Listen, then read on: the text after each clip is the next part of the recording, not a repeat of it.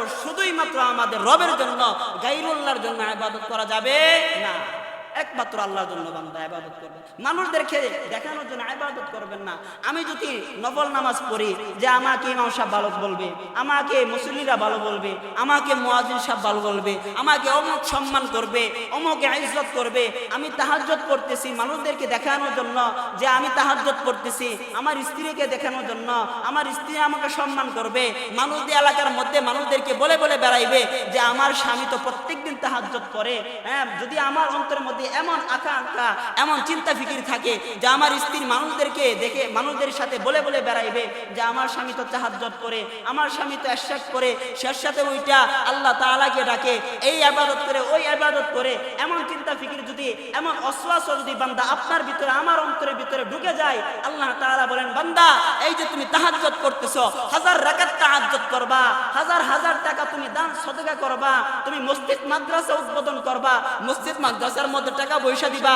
ইট cement দিবা, তুমি নামাজ পড়বা, রোজা রাখবা, হজ করবা, এই সব ইবাদত যদি গায়রুল্লাহকে দেখানোর জন্য, গায়রুল্লাহকে খুশি করার জন্য, অমুকের কাছ থেকে বাহবা পাওয়ার জন্য, ইজ্জত পাওয়ার জন্য, সম্মান পাওয়ার জন্য, ভালোবাসা পাওয়ার জন্য ইবাদত গুলো করো, এ বান্দা শোনো, তোমার এই ইবাদত আমি আল্লাহ তোমার মুখে ছুঁড়ে ফেলব, তোমার ইবাদত আমি আল্লাহ কবুল করব না। তোমার এই ইবাদত, তোমার এই নামাজ, তোমার এই রোজা, তোমার এই দান সদকা তোমাকে জাহান্নামে টেনে হিসেবে নিয়ে যাবে। বলেন না সুবহানাল্লাহ, নাউযুবিল্লাহ। এই জন্য দেখেন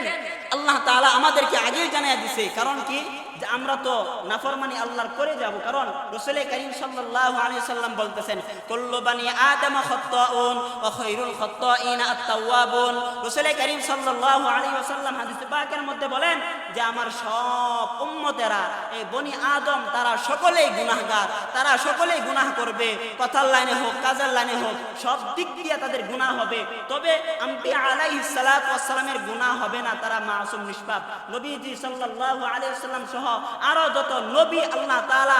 প্রেরণ করেছে সমস্ত নবী হলো মাসুম, তাদের কোনো গুনাহ নাই, তারা ব্যতীত প্রত্যেকটি মানুষ গুনাহগার, প্রত্যেকটি মানুষ কি গুনাহগার। রাসূল করিম সাল্লাল্লাহু আলাইহি ওয়াসাল্লাম বলতেছেন হে আমার সাহাবারা, প্রত্যেকটি বনি আদম হলো গুনাহগার, তবে এই গুনাহগারের মধ্যে সবচেয়ে ভালো মানুষ হলো, সবচেয়ে উত্তম মানুষ হলো ওই ব্যক্তি যে যখন যেই ব্যক্তির গুনাহটা হয়ে যায়, আল্লাহর নাফরমানি হয়ে যায়, সাথে সাথেই যারা তওবা করে আল্লাহর কাছে মাফ চায়, ইস্তিগফার করে যে আল্লাহ আমি তো এই অপরাধটা করে ফেলেছি, আয় আল্লাহ আমি তো মিথ্যা কথাটা বলে ফেলেছি, আয় আল্লাহ অমুকের উপর তো আমি জুলুম করে ফেলেছি, মাওলা আমি তো চুরি করে ফেলেছি, আমি তো এই গুনাহটা করে ফেলেছি, ওই গুনাহটা করে ফেলেছি, মাওলা জোহরের ওয়াক্ত হয়েছিল, জোহরের নামাজ তো পড়ি নাই, মাওলা এশাকে কি বলেন এশারের নামাজ তো পড়ি নাই, ফজরের নামাজ তো পড়ি নাই, মাওলা এটা তো আপনার হক, আপনার হক তো আমি নষ্ট করেছি, মাওলা আমি তো নামাজটা পড়ি নাই, আমি তো রোজাটা রাখি নাই, মাওলা আমি আপনার না গোলাম, আপনি না আমার মনিব, মাওলা আপনি না বলেছেন বান্দা যখন গুনাহ করবে, আর আমার বান্দা যখন গুনাহ কইরা আমি আল্লাহর কাছে তওবা করবে, আমি আল্লাহ বান্দার সব গুনাহ মাফ করে দিব। আয় আল্লাহ আমি তো আপনার ওই বান্দাই, আমি তো আপনার নাফরমানি করে ফেলেছি, আয় আল্লাহ জোহরের ওয়াক্ত চলে গেছে, আমি জোহরের নামাজটা পড়ি নাই, মাওলা আমাকে কি মাফ করা যায় না? আয় আল্লাহ আমাকে কি মাফ করা যায় না? আমাকে কি মাফ করা যায় না? আল্লাহ তাআলা বলেন বান্দা তোমার কোনো চিন্তা নাই, পেরেশানি নাই, আমি আল্লাহ তো তোমাকে মাফ করার জন্য প্রস্তুত আছি। দুনিয়ার মানুষদের কাছে চাইলে মানুষ নারাজ হয়, একবার চাইবা, দুইবার চাইবা, তিনবার চাইবা, মানুষ তোমাকে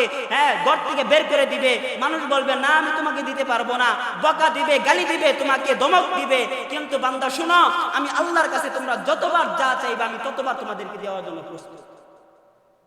এই জন্য এক হাদিসে পাকের মধ্যে রাসূল করিম সাল্লাল্লাহু আলাইহি ওয়াসাল্লাম বলতেছেন লাল্লাহু আফরাহু বিতাওবাতি আহাদিকুম বিদাল্লাতিহি ইযা ওয়াজাদাহা আও কামা ক্বালা আলাইহিস সালাতু ওয়াস সালাম।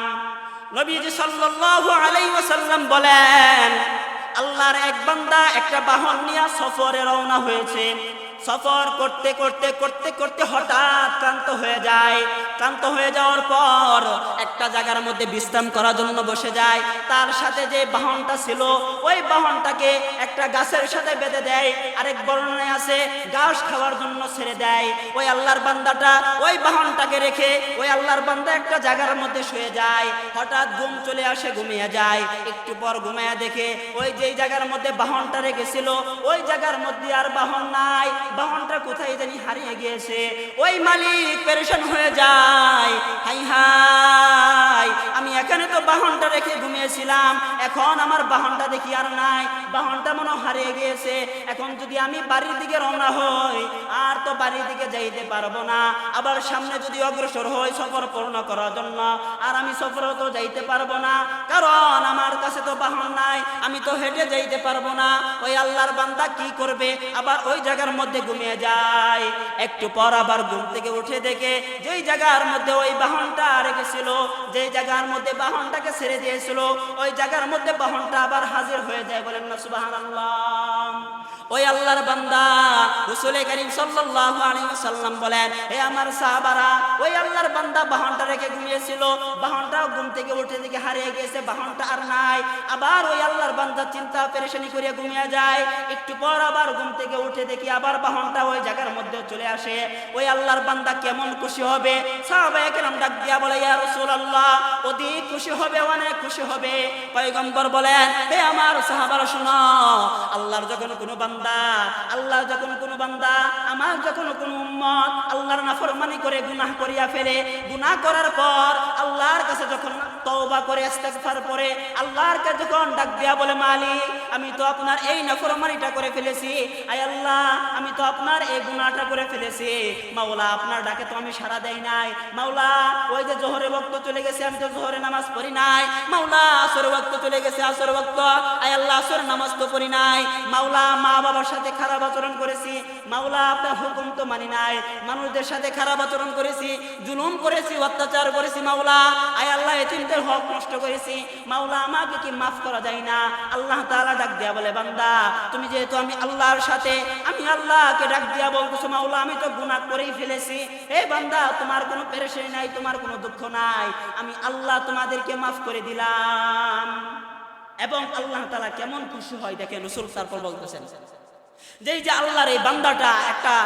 সফর করার জন্য, পূর্ণ করার জন্য রওনা হয়েছে, বাহনটা হারিয়ে গেছে, আবার ঘুম থেকে উঠে দেখে বাহন নাই, আবার একটু পরে ঘুমিয়ে গিয়েছে, আবার বাহনটা পেয়ে গেছে, ওই আল্লাহর বান্দা কেমন খুশি হবে? সাহাবায়ে কেরাম ডাক দিয়া বলতেছে, ইয়া রাসূলুল্লাহ অনেক খুশি হবে, অনেক খুশি হবে। আল্লাহ রাসূল বলতেছেন, শুনো শুনো, আমার উম্মত যখন গুনাহ করে, গুনাহ করার পর যখন আল্লাহ তাআলার কাছে তওবা করে, আল্লাহ তাআলা ওই যে ব্যক্তিরা বাহন পায়া যে পরিমাণ খুশি হয়, আল্লাহ বান্দার তওবা পেয়ে এর চাইতে বেশি খুশি হয়ে যায়। কারণটা হলো যে আমার বান্দা তো একটু আগে আমি আল্লাহ পাকের নাফরমানি করেছি, আমার বান্দা তো একটু আগে নামাজটা পড়ে নাই, আমার বান্দা ভুল সূত্রে নিয়েছে, সে বুঝতে পেরেছে নামাজ তো আল্লাহ পাকের হুকুম, আমার বান্দা বান্দি বুঝতে পেরেছে যে পর্দা তো আল্লাহ পাকের হুকুম, আমার বান্দা বান্দি বুঝতে পেরেছে যে মানুষদের সাথে খারাপ আচরণ করা যাবে না, মানুষদেরকে জুলুম অত্যাচার করা যাবে না, অপরের হক নষ্ট করা যাবে না। আমার এই বান্দা বান্দি বুঝতে পেরেছে, সে বুঝতে পেরে আমি আল্লাহকে আল্লাহ বলে ডাক দিয়েছে, তার গুনাহকে সামনে রেখে আমি আল্লাহর সামনে সে লজ্জিত হয়ে, আল্লাহ তাআলা বলতেছে আমার বান্দা লজ্জিত হয়ে তার গুনাহকে সুপুর্দ করে সে তওবা ইস্তিগফার করতেছে ভালো হয়ে যাওয়ার জন্য, সে তওবা ইস্তিগফার করতেছে আল্লাহ ওয়ালা হয়ে যাওয়ার জন্য। এ আমার সাহাবারা শুনো শুনো, আল্লাহ তাআলার পয়গম্বর বলতেছেন, এ সাহাবারা শুনো শুনো, যখন আল্লাহ তাআলার বান্দা বান্দিরা এরকম ভাবে তওবা করে, আল্লাহ তাআলা এর চাইতে বেশি খুশি হয়ে যায় যেই ব্যক্তি বাহনটা পায় খুশি হয়।